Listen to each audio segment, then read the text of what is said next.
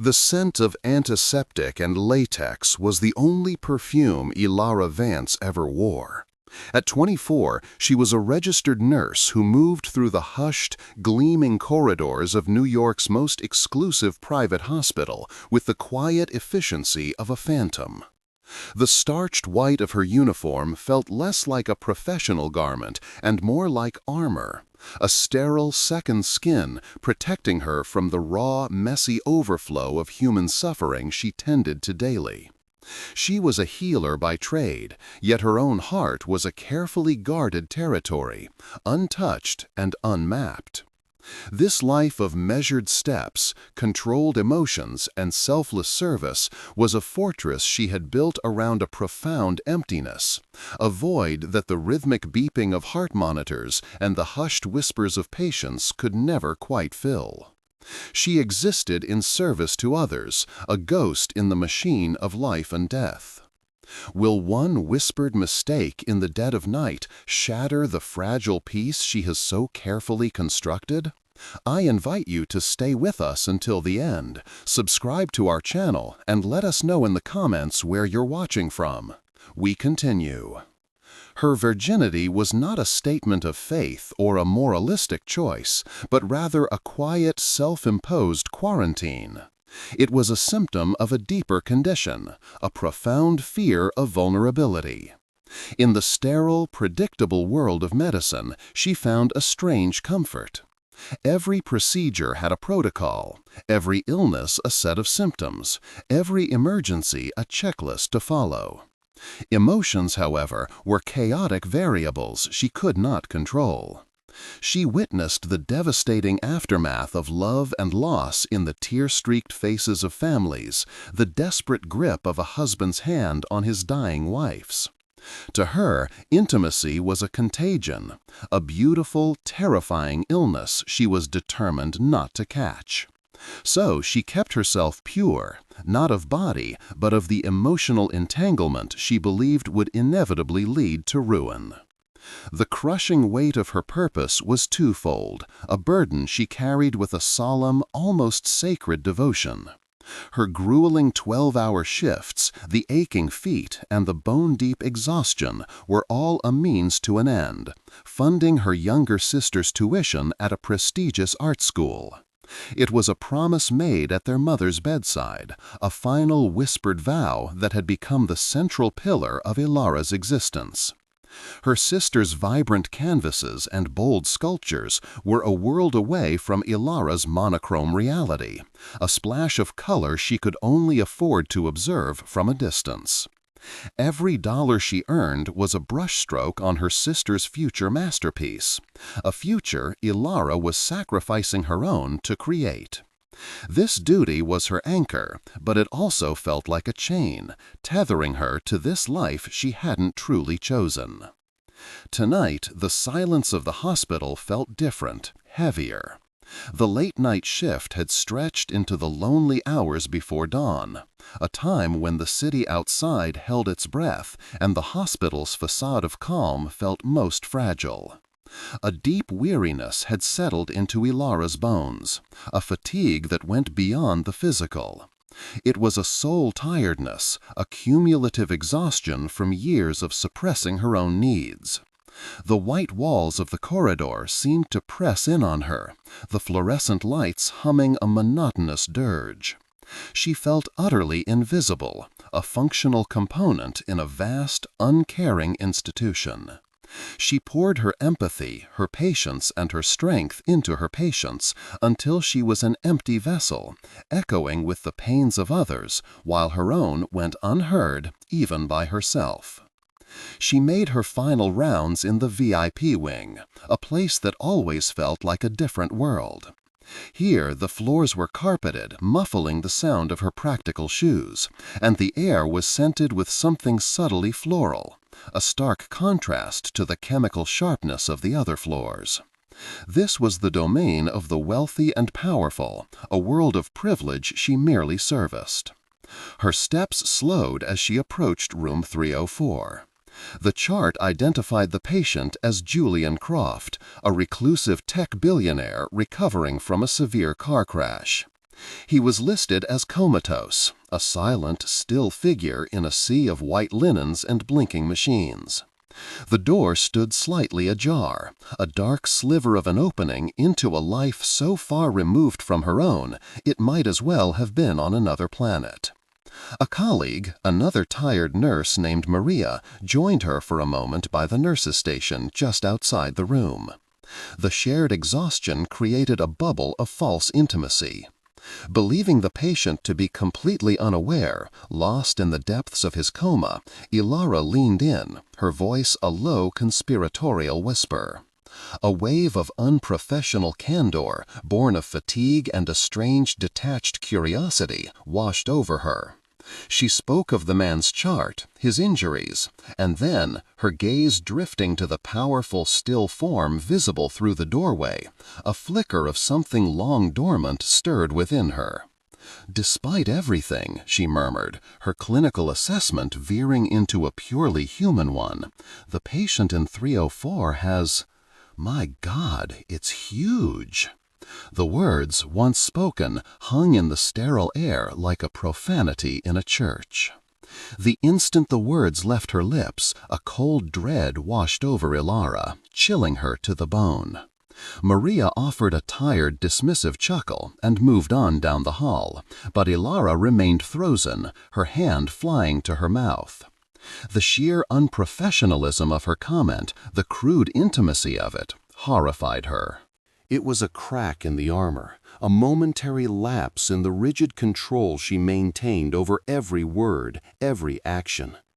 Her eyes darted to the man in the bed, his face turned slightly away from the door. He remained perfectly still, a sculpture of dormant power amidst the machinery keeping him alive. A frantic prayer echoed in her mind. "Please don't have heard that. Please be as unconscious as they say you are." But the silence from room 304 was no longer benign. It felt watchful, accusatory, and terrifyingly absolute. The subway ride home was a descent from the sterile purgatory of the hospital into the grimy, breathing chaos of the city. Ilara stood, holding on to a cold metal pole, her body swaying with the train's jarring rhythm. The stark white of her uniform felt alien here, a beacon of purity in a sea of weary, earth-toned commuters. The clinical smell of the hospital was washed away by the scent of damp concrete, street food, and the dense, unidentifiable odor of 1,000,000 lives lived in close proximity.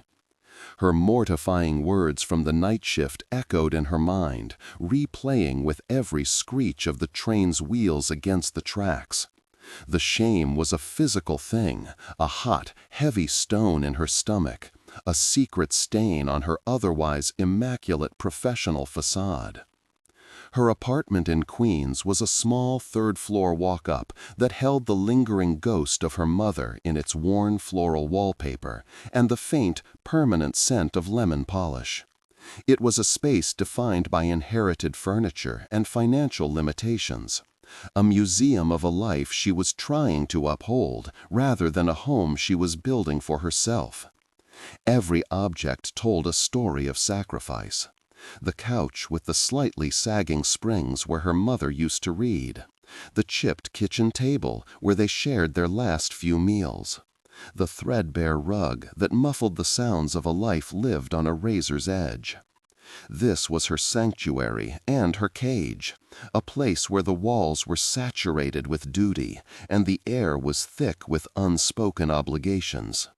She moved through it with a quiet reverence, careful not to disturb the delicate balance of memory and debt. The cramped living room was dominated by the vibrant, sprawling evidence of her sister's talent. Canvases in various stages of completion leaned against every wall, their bold, abstract colors a stark, almost violent contrast to the apartment's muted tones. The air was a battle of scents, her mother's lingering lemon polish against the sharp, ambitious smell of turpentine and oil paints. Ilara navigated the narrow pathways between easels and piles of art supplies with practiced care. She was the silent, unseen patron of this chaotic explosion of creativity, the steady, monochrome foundation upon which her sister Chloe was building a world of brilliant hues. Her own life felt colorless in comparison, a necessary blank canvas sacrificed so that another could be filled with breathtaking masterpieces. A text message lit up her phone screen, a bright, cheerful bubble from Chloe. It was a picture of a new sculpture, followed by a flurry of words about needing more expensive clay for a new project, and how a professor had praised her work. There was no question about her shift, no inquiry into her exhaustion. Ilara knew her sister loved her, but it was the love of a person so consumed by her own brilliant light that she was blind to the shadows it cast. Ilara typed back a carefully constructed reply, filled with encouragement and a promise to transfer the money, her thumb hovering over the screen. The financial strain was a constant, dull ache, a pressure behind her eyes that never fully subsided. She was the silent engine powering her sister's dreams, and the fuel was her own life. Later, under the dim light of a single lamp, she sat at the kitchen table with a stack of bills. The numbers swam before her tired eyes, each one a link in the chain that bound her to her present reality. There was the rent, a figure that seemed to climb higher each year, the utility bills, and the formidable tuition invoice from the Art Institute. Her nurse's salary, which once felt like a noble achievement, was now just a current in a powerful tide of expenses, barely strong enough to keep her head above water. The thought of losing her job, of that one careless whispered sentence destroying everything, sent a fresh wave of cold panic through her. She was not just supporting a dream, she was staving off a disaster, and the margin for error was non-existent. Her gaze fell upon a framed photograph on the wall, a faded image of her mother, her smile tired but genuine. The promise she had made in the sterile, quiet room of another hospital years ago was a living entity within her. "Take care of your sister. Let her fly, Ilara. You be her wings." The words were a sacred vow, the cornerstone of her identity. It was a purpose that gave her strength, but it also clipped her own wings, tethering her to the ground with a sense of duty so profound it felt like a law of nature. This life of relentless work and deferred dreams felt profoundly isolating. She saw her old high school acquaintances on social media, their lives unfolding in a predictable, traditional sequence of engagements, weddings, and baby announcements.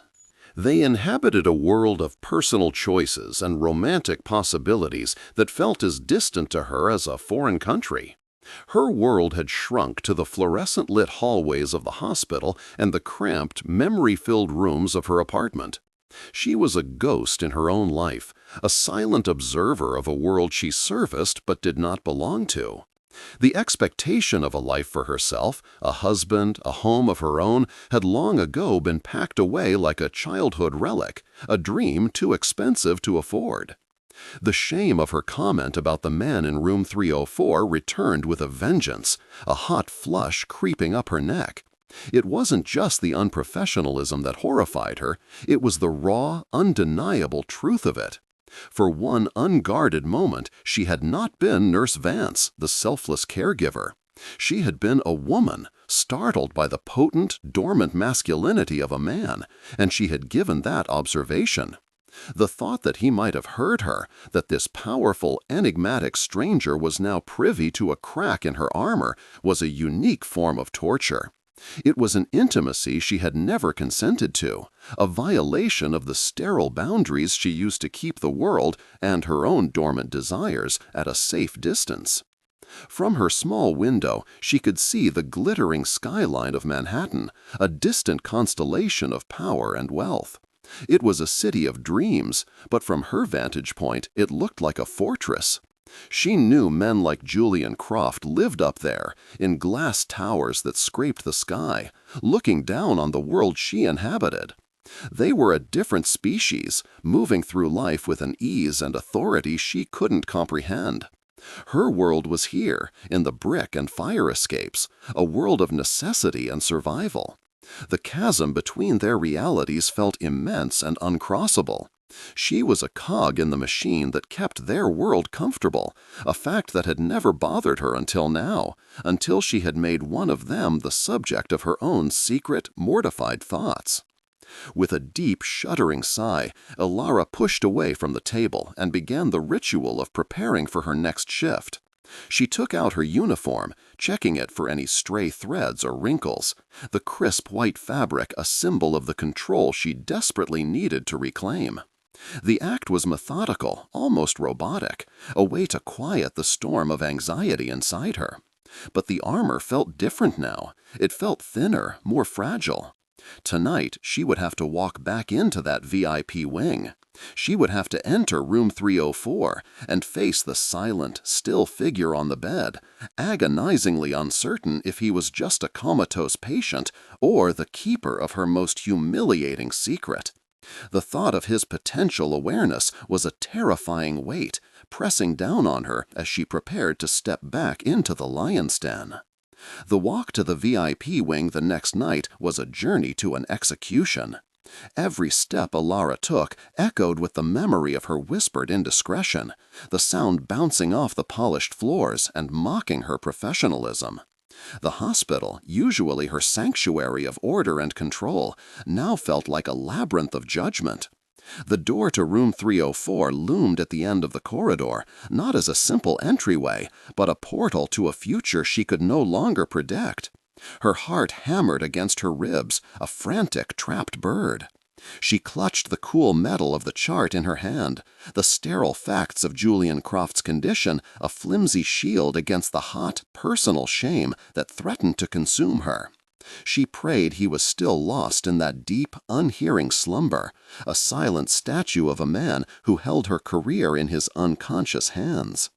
Pushing the heavy door open, she was met with a silence that was fundamentally different from the night before. It was no longer a passive, empty quiet. It felt charged, expectant. The room was bathed in the soft, indirect glow of architectural lighting, a far cry from the harsh fluorescence of the rest of the hospital. It smelled of money, a subtle, clean scent of expensive linens and imported flowers that mingled with the ever-present tang of antiseptic. Her gaze was drawn immediately to the bed, to the large form beneath the crisp white sheets. He was exactly as she had left him, his profile turned towards the vast window overlooking the glittering city. But the stillness felt less like a coma and more like a carefully held breath, as if the entire room were waiting for her to make a mistake. Her training took over, a blessed automaton guiding her limbs. She moved to the side of the bed, her rubber-soled shoes making no sound on the plush carpet. Her focus was a pinpoint laser on the tasks at hand. Check the monitors, record the readings, inspect the IV line. Her hands, however, were not quite steady. A fine tremor betrayed the storm raging within her. She was acutely aware of his proximity, of the warmth radiating from his body, of the sheer physical presence of him. Every beep of the heart monitor seemed to be counting down the seconds to her discovery. She adjusted his blanket with clinical detachment, her fingers brushing against the fabric, and a jolt like static electricity shot up her arm. It was a purely imagined sensation, born of her own hyper-aware state of terror. She was leaning over him, her focus narrowed to the transparent tube of the IV drip, ensuring the flow was steady. Her world had shrunk to this single mechanical task, a small island of normalcy in a sea of dread. The rhythmic pulse of the machinery was the only sound, a steady beat beneath the frantic drumming in her own ears. It was in this moment of intense, focused quiet that the world tilted on its axis. A voice, low and raspy from disuse, yet laced with an undeniable thread of steel, cut through the air. It was not a moan of pain or a slurred, sleepy mumble. It was clear, articulate, and drenched in a chilling amusement. "Don't stop on my account, nurse." The words were quiet, but they landed in the room with the force of a physical blow. Time didn't just stop, it fractured. Ilara froze, her hand hovering over the IV line, her body turning to a statue carved from pure terror. The blood in her veins felt like ice water. Slowly, as if moving through deep water, she straightened up and turned her head. Two eyes, the color of a stormy sea, were open and fixed directly on her. They were not the groggy, unfocused eyes of a man emerging from a coma. They were piercingly intelligent, sharp, and utterly lucid. They held a glint of something ancient and predatory, and in their depths she saw not only awareness, but a clear, unnerving flicker of recognition. He had been awake. He had been awake the entire time. He had heard every single humiliating word she had spoken. He was not what she had expected. The man in the medical charts was a collection of injuries and vital signs, a passive object of her care. The man watching her now was a force of nature. Despite the bruises that shadowed his temple and the sterile gown that did little to hide the powerful lines of his shoulders and chest, an aura of absolute authority radiated from him. His face was a mask of aristocratic angles and harsh lines, softened only by a mouth that seemed capable of either cruelty or a devastating smile. He was confined to a bed, hooked up to machines, yet in that moment he was the most powerful person she had ever encountered. And his eyes, those intelligent, calculating gray eyes, held her pinned in place, stripping away her uniform and her professional facade until she felt utterly and completely exposed. "How long?" he asked, his voice a low baritone that seemed to vibrate in the very air of the room. "Have I been under such close observation?" The slight pause, the careful emphasis on the final words, was a deliberate, surgical strike. It was not a question about his medical condition. It was an accusation, a confirmation of her worst fear. Ilara's throat closed up. She opened her mouth, but only a strangled squeak emerged. She swallowed hard, forcing the words out, her voice a thin, reedy whisper that was a pathetic imitation of her usual professional tone. "You've been in and out of consciousness for the past 48 hours, Mr. Croft. The sedatives are wearing off." It was a textbook answer, clinically correct, and a complete, desperate lie of omission. A ghost of a smile, thin and sharp as a shard of glass, touched his lips, but did not reach his eyes. "I see." The two words were laden with a meaning that made her skin crawl. He dismissed her clinical explanation with a subtle, almost imperceptible shake of his head. He was toying with her, a cat with a terrified mouse. He let the silence stretch, watching her squirm under his unwavering gaze. "What's your name, nurse?" he asked, his tone shifting from mocking to demanding. It was a simple question, but it felt like he was claiming a piece of her, logging her identity for some future purpose. "Ilara," she managed to say, her voice barely audible. "Ilara Vance." He repeated her name softly, tasting it, committing it to memory. And then, through the thick haze of her terror, a different kind of perception pierced through. She saw the faint lines of exhaustion etched around his eyes, a deep-seated weariness that the power and the arrogance couldn't completely mask. She saw the subtle tension in his jaw, a sign of a pain he refused to acknowledge. There was a profound loneliness in his gaze, the look of a man who was utterly and completely isolated, even when surrounded by the best care money could buy. A man who, like her, had built a fortress around himself. This flicker of shared humanity, this glimpse of the wounded man beneath the billionaire predator, was somehow more dangerous than the fear. It sparked a tiny, unwelcome ember of fascination in the pit of her stomach, a confusing, terrifying pull toward the very man who held her ruin in his hands. The spell was broken by a sharp rap on the door before Dr. Matthews swept in, a white coat and cheerful authority. "Julian, it's good to see you with us again." The doctor's booming voice shattered the charged intimacy of the room. Julian's gaze finally broke from Ilara's, shifting to the doctor with a cool, dismissive air. But as Ilara began to back away, desperate to escape the suffocating atmosphere, she felt his eyes return to her. He gave her a curt, almost imperceptible nod. It was a dismissal, but it was also a promise. It said, "This is not over." She fled the room, her back rigid, not daring to look back. She stumbled to the nurse's station, her heart pounding a frantic rhythm against her ribs, the certainty settling deep in her bones that her carefully controlled life had just been detonated. The days that followed were a masterclass in psychological warfare, conducted in the hushed, sterile theater of his hospital room. Julian Croft never again mentioned her comment directly, but its ghost was a constant third occupant in the room.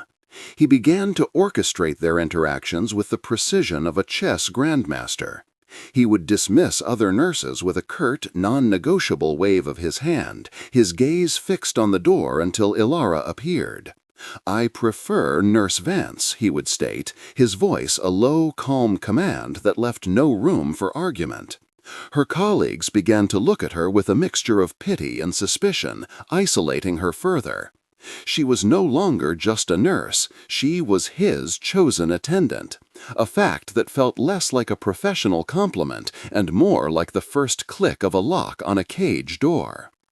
He was a meticulous observer, his gray eyes tracking her every movement as she performed her duties. The simple act of checking his blood pressure became an ordeal of suffocating intimacy. He would remain perfectly still, his wrist cool beneath her trembling fingers, his gaze so intense she could feel it like a physical touch on her skin. His questions were a form of subtle torture, double-edged and deceptively simple. "Are you always so dedicated, Nurse Vance?" he'd ask, his tone unreadable.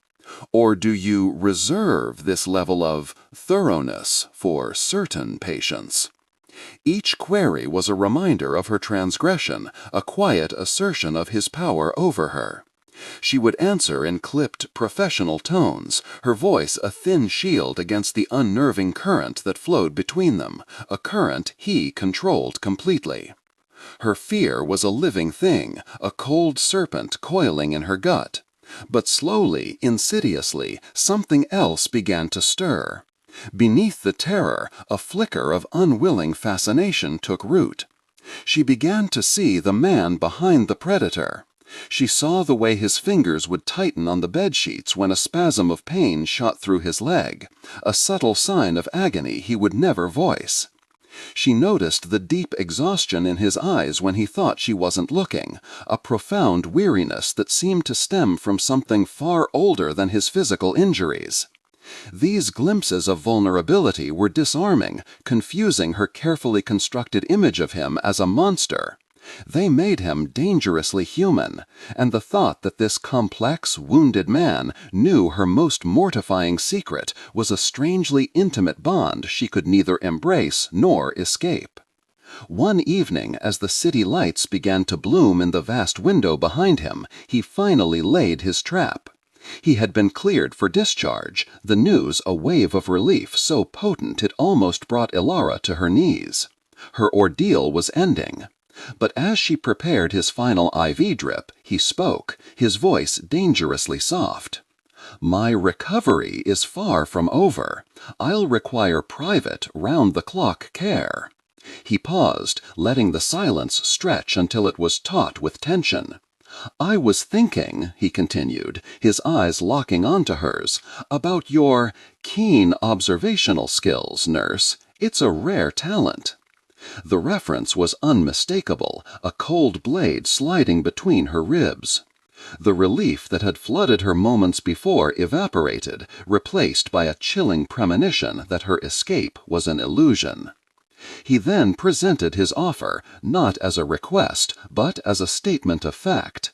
He named a salary, a figure so astronomical it made the air leave her lungs. It was more than she could earn in a decade, enough to pay for Chloe's entire education, to buy a small house, to erase every financial worry that had ever haunted her nights. The condition was simple and terrifying. She would resign from the hospital and become his exclusive live-in nurse at his penthouse. "I'm not interested in just any nurse," he said, his voice dropping to a low, possessive murmur. "I want you, Ilara." He used her first name for the first time, and it sounded less like an invitation and more like a declaration of ownership. He was not hiring a caregiver, he was acquiring the keeper of his secret, the object of his cold amusement. Ilara stood frozen, the plastic of the IV bag slick in her hand. Her mind, usually so clear and methodical, was a maelstrom of conflicting emotions. The insult of his proposition was a burning slap to her professional pride. He saw her not as a skilled medical professional, but as a compromised woman he could purchase. Yet the numbers he had spoken echoed in her mind, a siren song of liberation. She pictured Chloe's face, alight with joy, free to create without the constant shadow of debt. She saw the stack of bills on her kitchen table vanishing, the crushing weight on her shoulders lifting. He was offering her a gilded cage, but from within that cage she could give her sister wings. The choice was a moral abyss, her freedom and integrity versus her sister's future and the fulfillment of her mother's dying wish. The subway ride home was a blur. The faces of the other passengers were indistinct smudges, their chatter a meaningless drone against the roaring debate in her head. When she walked into her apartment, the familiar scent of turpentine felt like an accusation. Chloe was there, her hands and clothes smeared with a rainbow of paint, her eyes shining with a new, ambitious project she was describing with breathless excitement.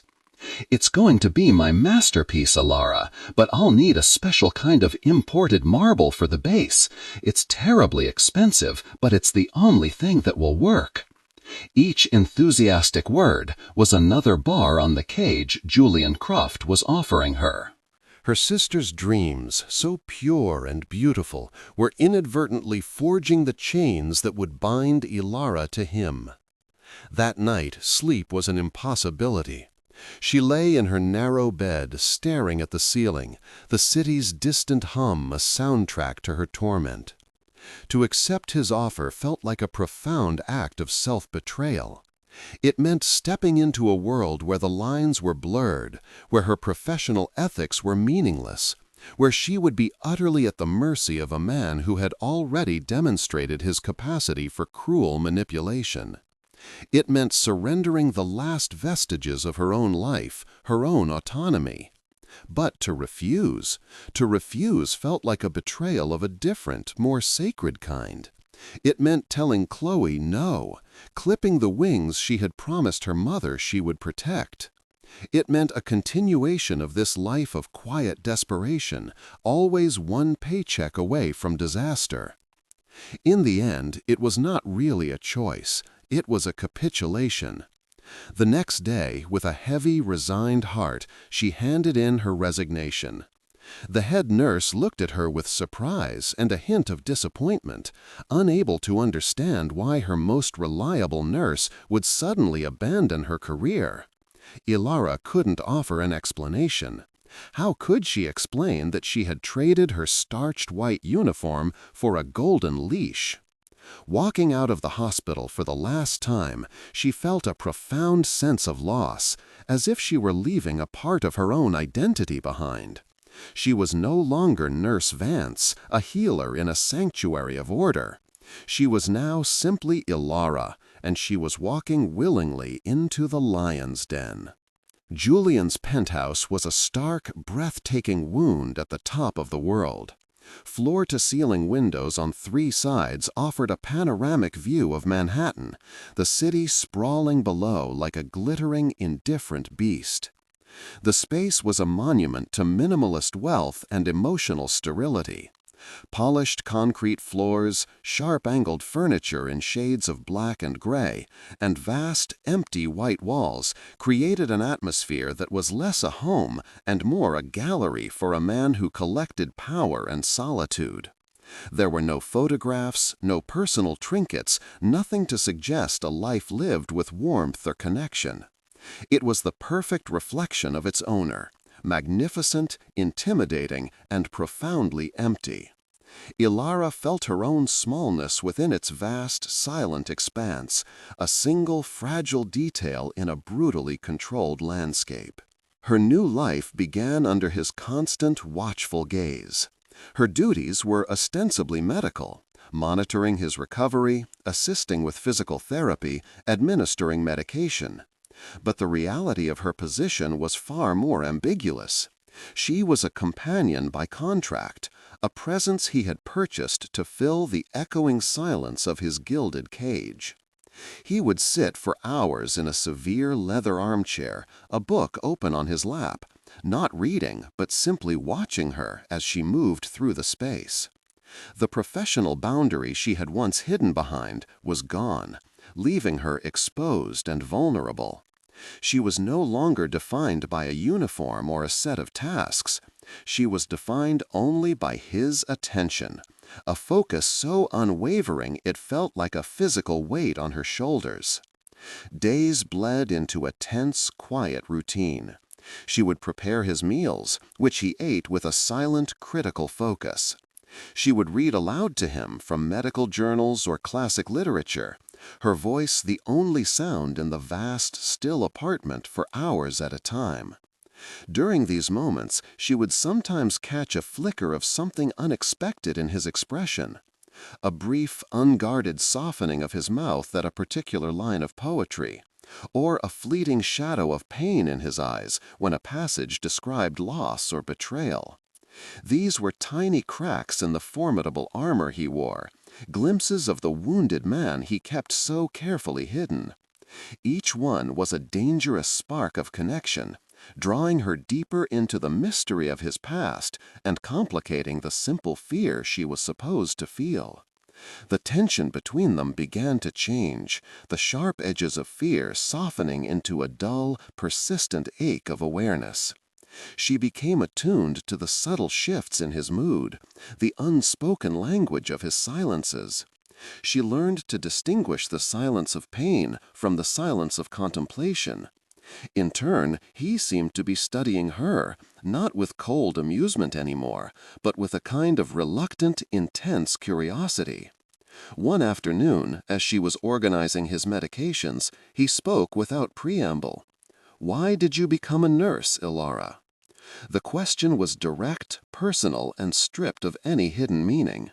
It was the first time he had asked about her, about the person she was beyond the role she played in his life, and the genuine curiosity in his tone was more disarming than any of his previous manipulations.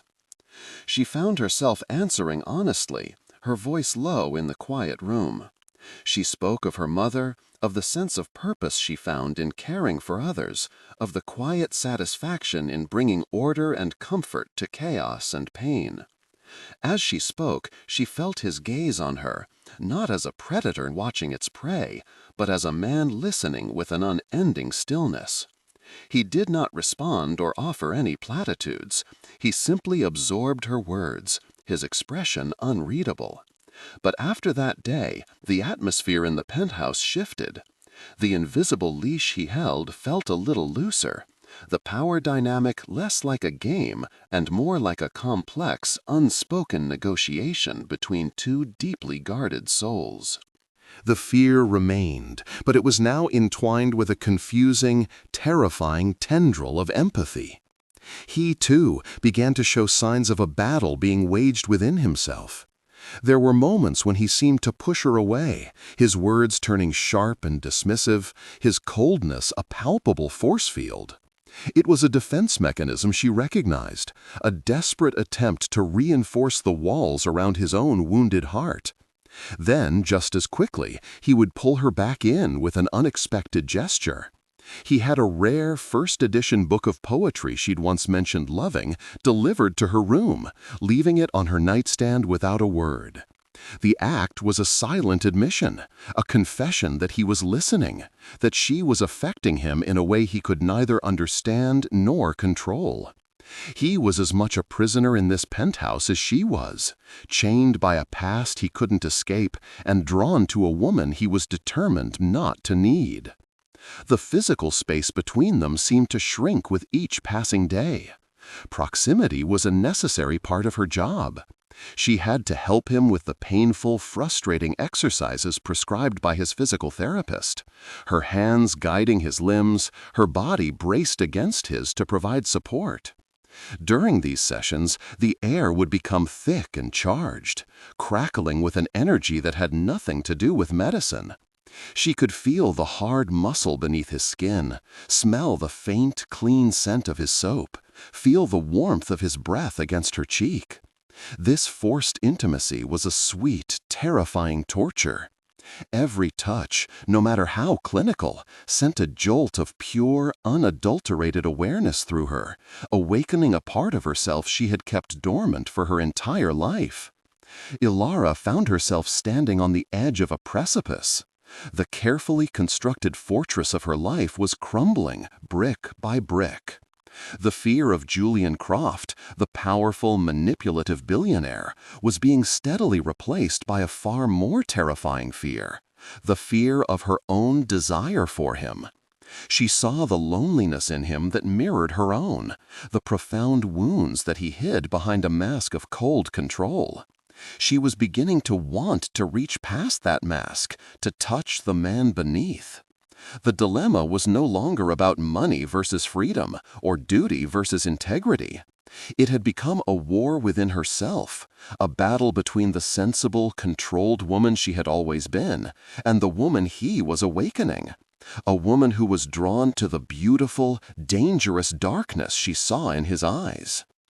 The storm broke over the city with a biblical fury, turning the penthouse's panoramic windows into violent, weeping canvases of gray and silver. The wind howled around the corners of the building, a mournful, predatory sound that made the vast, sterile space feel like a ship lost at sea. Ilara, standing by the kitchen island, felt the tension in the air as a low-frequency hum, a perfect mirror for the storm raging inside her own chest. Julian was in the main living area, sitting in his customary leather chair, a statue of stillness against the chaotic backdrop of the tempest. He hadn't spoken for over an hour, but his silence was a living thing, coiling in the space between them, charged with all the unspoken words, the unresolved fears, and the dangerous magnetic pull that defined their existence in this gilded cage at the top of the world. A blinding flash of lightning bleached the room of all color for a split second, followed an instant later by a deafening crack of thunder that seemed to shake the tower to its foundations. In that stark strobe light moment, Ilara saw him flinch. It was not a large movement, merely a violent, involuntary tightening of his entire body, his hands gripping the arms of the chair so hard his knuckles turned white. His mask of cold, impenetrable control fractured. He squeezed his eyes shut, his jaw clenched, a muscle twitching violently beneath the skin. He was trying to master it, to force the reaction back down into the iron vault where he kept his demons.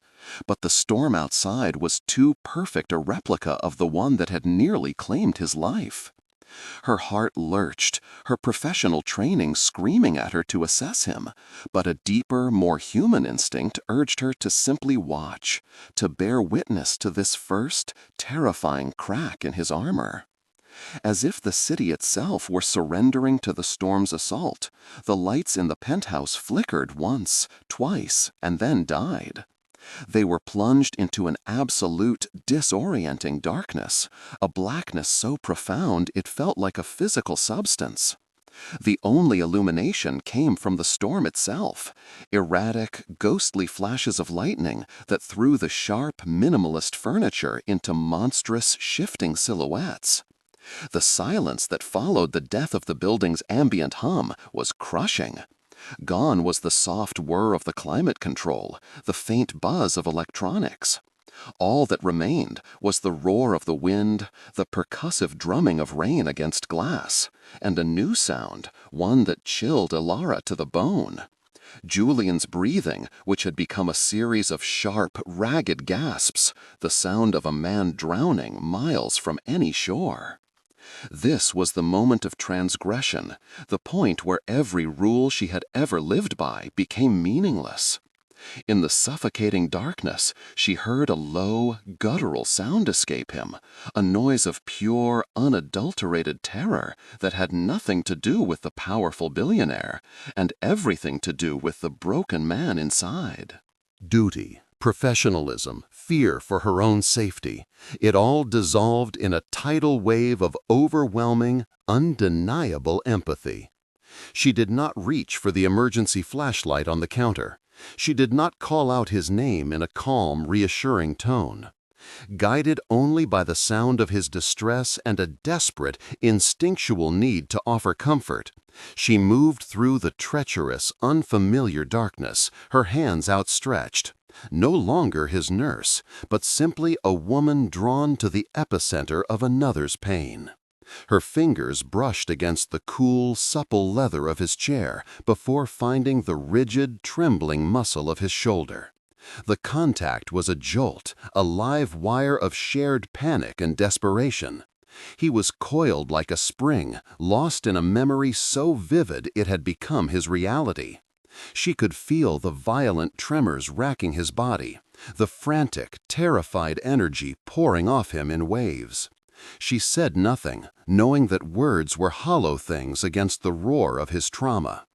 Instead, she let her hand rest on his shoulder, a small, steady point of contact in the chaotic darkness. It was an anchor, a silent message that he was not alone in the wreckage, that she was there. For the first time, she was not reacting to his power, but to his profound, terrifying powerlessness. A flash of lightning illuminated them, and he turned his head toward her touch. The face she saw was not one she recognized. The arrogance, the cold amusement, the intimidating control, it was all gone, stripped away to reveal the raw, terrified core of him. His eyes, wide and unfocused, were filled with a horror she could only imagine, reflecting the ghost of oncoming headlights and the memory of shattering glass. "The noise," he whispered, his voice a broken, raspy thing she barely recognized. God, the sound of the metal, it just kept screaming. It was a confession torn from the deepest, most guarded part of his soul, a glimpse into the private hell he inhabited. He was not the predator in the cage with her. He was just another prisoner, chained to a moment he could never escape. Her fear of him evaporated, consumed by a fierce, protective ache. She moved around the chair, kneeling before him in the darkness, her other hand coming up to frame his face, her thumb stroking the rough stubble along his jaw. It was a gesture of pure, instinctual comfort, but in the charged, claustrophobic intimacy of the blackout, it transformed into something else entirely. The storm outside raged on, a wild, primal symphony, but a new storm was building in the inches between them. His trembling began to subside under her touch, replaced by a different kind of shudder. His breathing, though still ragged, deepened. His gaze slowly cleared, the ghosts of the past receding as he focused on the present reality of her hands on his skin, of her face so close to his. He leaned into her touch, a silent surrender, his eyes searching hers in the intermittent ghostly light. The space between them, which had always crackled with tension and unspoken challenges, now hummed with a different, more dangerous energy. It was a gravitational pull, a force of nature as undeniable as the storm outside. He lowered his head, and the final inch vanished with an agonizing, inevitable slowness. The kiss was not gentle or tentative. It was a collision of desperation and need, a raw, frantic claiming. It was the taste of rain on the window pane, the metallic tang of fear, and the profound shared ache of a loneliness neither of them had ever admitted to. It was the breaking of every rule, the demolition of her carefully constructed walls, a complete and total surrender to the one thing she had feared most, feeling. The kiss broke, but they remained impossibly close, their foreheads resting together, breathing the same charged air. The world had been irrevocably altered. The physical virginity she had guarded for so long felt like a triviality compared to the emotional territory she had just ceded. That fortress of quiet control, of self-imposed quarantine, had been breached and conquered in a single desperate act. She felt his hands, large and surprisingly gentle, come up to grip her upper arms. It wasn't a gesture of restraint or possession, but one of grounding. He was holding on to her as if she were the only solid thing in a world that had dissolved into chaos, the only thing keeping him from being swept away by the ghosts of his past. He was holding on to his anchor. Then he spoke her name, and the sound shattered the last of her defenses. Ilara. It was not a command, not an observation, not a statement of ownership. It was a plea, a ragged, broken whisper that held the full weight of his undone composure.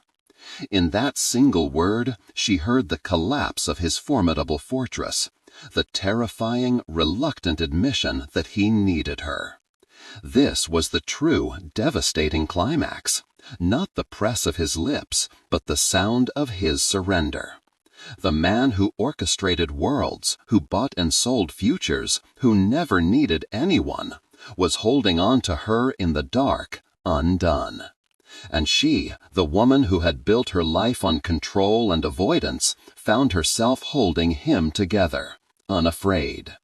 The balance of power hadn't shifted, it had simply ceased to exist, replaced by a fragile, terrifying, and beautiful vulnerability. The hum of the building's reactivated systems was a brutal, fluorescent shock. As light flooded the penthouse, it didn't just illuminate the room. It incinerated the fragile, dark-forged intimacy of the last few moments. The storm's desperate magic vanished, leaving behind the stark, sterile reality of polished concrete and cold glass. Ilara blinked, the silhouette of Julian solidifying before her, no longer a collection of shadows and ragged breaths, but the formidable, powerful man she knew. He pulled back as if her touch had burned him, his hands dropping from her arms. The space between them, once charged with a desperate, shared need, was now a gaping chasm of awkwardness and regret. The spell was broken, and the silence that rushed in to fill the void was colder and more terrifying than the darkness had ever been.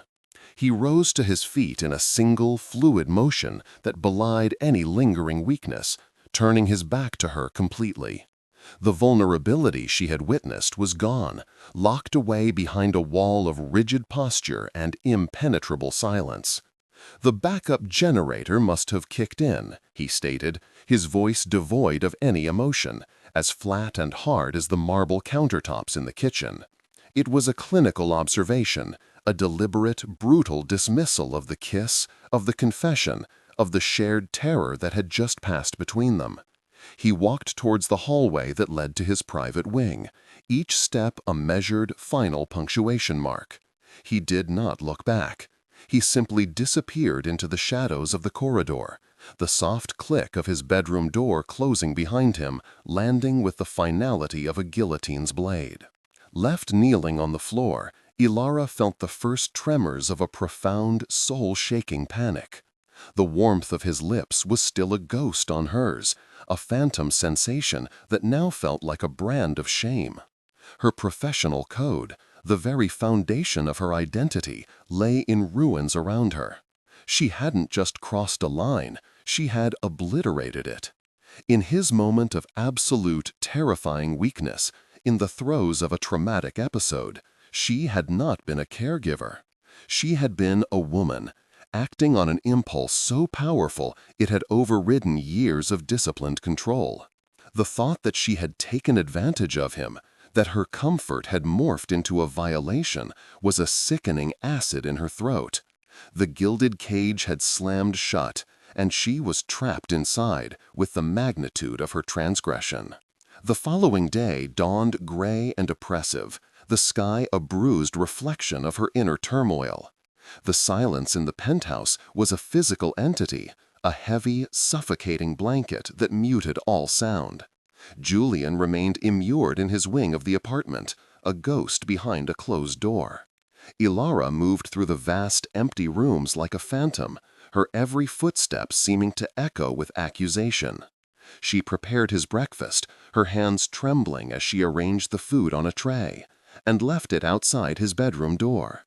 It was a silent, pathetic offering, and it remained untouched for hours. The quiet was a form of torture, a sterile void where her guilt and fear could metastasize, twisting the memory of their kiss from something raw and real into something monstrous and predatory. Her phone buzzed, a jarring intrusion from the outside world. It was Chloe, her voice a bright, cheerful melody that felt painfully out of place in the tomb-like silence. She was effusive, talking breathlessly about a new sculpture, about the expensive imported clay she had been able to purchase, about a professor who saw immense potential in her work. "It's all because of you, Ilara. You're making this happen." Each joyful word was a fresh stab of guilt. This was the price of her sister's dreams, her own integrity, her peace of mind, her sense of self. The chasm between Chloe's bright, untroubled world and the dark, complicated secret she was now living was immense and uncrossable. For the first time, her sacrifice felt less like a noble act of love and more like a sordid, shameful transaction. Later that afternoon, the chime of the private elevator announced a visitor. A man in an impeccably tailored suit, carrying a sleek leather briefcase, introduced himself as Julian's personal attorney. He led her to the study, where Julian was waiting, standing by the vast window with his back to the room. He did not turn. The lawyer spoke in calm, dispassionate tones, explaining that Mr. Croft's recovery had progressed to a point where residential medical care was no longer required. He slid a thick envelope across the polished desk. It contained a severance check that made her vision swim and a multi-page non-disclosure agreement. He was firing her. He was paying for her silence, reducing the storm, the confession, and the desperate, world-altering kiss to a simple, clean, and brutal financial transaction. Packing her small suitcase was a surreal, out-of-body experience. The few items she had brought with her looked pathetic and out of place amidst the calculated luxury of the guest suite. Her worn paperback novels, her simple cotton pajamas, they were artifacts from another life, a life she could no longer return to. Every object in the penthouse now seemed to hold a memory of the previous night. The leather armchair where he had trembled, the spot on the floor where she had knelt, the vast window that had framed the storm.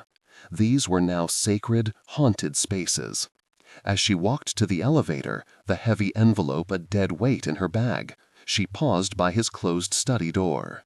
She listened for a sound, a sign of life, but there was only silence.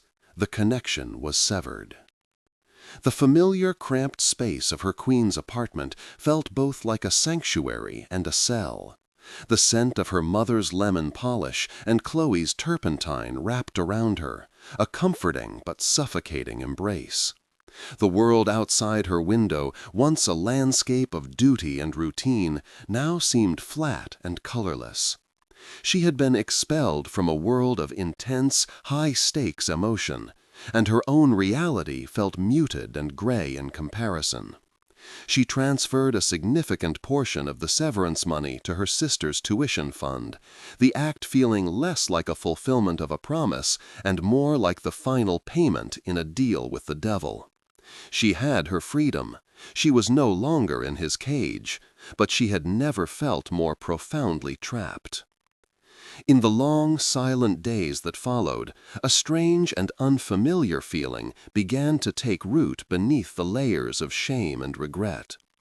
The fear was still a constant companion, a cold knot in her stomach, but it was no longer all-consuming. She had walked into the lion's den, faced the predator on his own terms, and had seen the wounded man beneath. She had not shattered. In fact, some core part of her felt stronger, forged in the crucible of his intensity.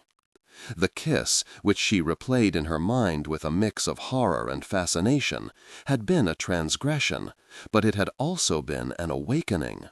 It had ignited a capacity for passion and a depth of feeling she had spent her entire life suppressing. She was terrified of this new, unknown self, but she was also undeniably, thrillingly alive. Miles above the city, Julian Croft stood in the center of his silent, empty living room. He had achieved his objective. The variable had been removed, the emotional chaos contained, control re-established. He had sent her away to reclaim the sterile peace of his isolation, the fortress of solitude that had protected him for years. But the silence was different now. It was no longer peaceful. It was hollow, echoing with the ghost of her voice, the memory of her touch. He ran a hand over his face, his fingers brushing his lips, and the phantom sensation of her kiss was a searing, undeniable presence. He had won. He had pushed her away and was safe once more. But as he looked out at the sprawling, indifferent city below, he knew with a chilling certainty that his fortress was now, and perhaps forever, a prison. 3 months passed, a season turning in the city, and with it the sharp edges of Elara's shame began to soften into something more complex. She had found a new position at a bustling community clinic in the Bronx, a world of crying babies, worried mothers, and the relentless, chaotic pulse of life. It was a place where her skills were desperately needed, a world away from the hushed, carpeted corridors of privilege. She had ensured Chloe's future, fulfilling her promise with a sum of money that felt both like a blessing and a curse. Yet the quiet, orderly life she had once craved now felt strangely hollow. The starched white of her new uniform felt like a costume, a reminder of the woman she used to be before the storm, before she had tasted a desire so potent it had rewired her very soul. In the quiet of her apartment, she was haunted not by regret, but by the ghost of a connection severed with surgical, cruel precision. The invitation arrived on a crisp autumn evening, a glossy card for Chloe's first significant student exhibition.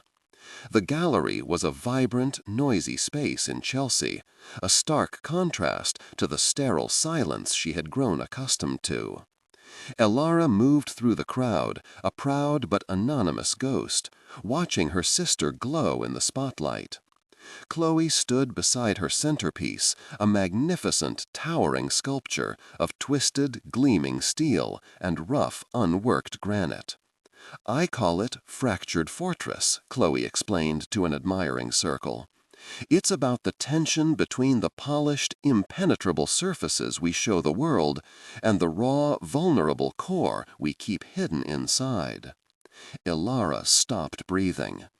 She stared at the sculpture, at the violent, beautiful collision of strength and fragility, of control and chaos. In the cold steel and the broken stone, she saw a perfect, painful portrait of Julian Croft, and of the woman she had become in his orbit. Her heart gave a single painful lurch, a premonition that solidified into reality a second later. Across the crowded room, partially obscured by a white column, he was there, Julian. He wasn't looking at the art. His entire being was focused on her, his gray eyes cutting through the sea of strangers with an intensity that made the air thin. He looked different, thinner, the aristocratic lines of his face sharpened by a weariness that seemed to have settled deep into his bones. The formidable, predatory power he once wielded was gone, replaced by a profound, almost desolate stillness. He looked like a man who had lost his way, a ghost drawn to the only warmth he had ever known. The power dynamic, the invisible leash, the contract, it all dissolved into nothing, leaving only a fragile, shimmering thread of shared memory stretching between them in the loud, bright room. He made no move to approach, and she made no move to look away. They stood frozen in their separate spaces, locked in a silent, suspended conversation that was more intimate than any words could ever be. In the depths of his gaze, she saw it all, a raw, unspoken apology for the cruelty of her dismissal, a stark confession of the echoing emptiness that had followed, and a desperate, unaskable question about whether she had found peace. The last vestiges of her fear, the lingering shame and the professional guilt simply melted away under the heat of that look. She was struck by a moment of absolute, soul-shattering clarity. His fortress of wealth and power had never been a weapon against the world. It was a cage he had built for his own pain, and for one terrifying, beautiful night in a storm, she had found the key. She gave him a single, barely perceptible nod. It was not forgiveness. It was not an invitation to bridge the distance between them. It was a simple, profound acknowledgement of his pain and her own. I see you. I saw you then, and I see you now. A flicker of something that looked devastatingly like relief washed over his features, a subtle softening of the tension in his jaw. It was enough. He held her gaze for one final, searing moment before turning and melting back into the flow of the crowd, disappearing out into the city night as quietly and unexpectedly as he had arrived. He hadn't come to reclaim her or to reopen the wound. He had come to witness. He had come to see the life she was building, the freedom he had, in his own broken way, given her. He came to see if his anchor had found her own harbor. Ilara finally turned back to her sister's sculpture, her hand rising to rest over her own heart, feeling its calm, steady beat. The gilded cage was a memory, but the sterile armor she had worn for a lifetime was also gone, shattered into a million pieces. The future stretched before her, an unknown territory, no longer defined by duty or fear, but by a quiet, resilient strength she hadn't known she possessed. She was no longer just a nurse, a sister, a keeper of promises. She was Ilara, a woman who had walked into a storm and learned the difference between being safe and being alive. What truly happens when two fractured souls finally see the truth in each other's wounds? If you believe in the power of such moments to change a life forever, I invite you to subscribe, like, share, and tell us in the comments what this story made you feel.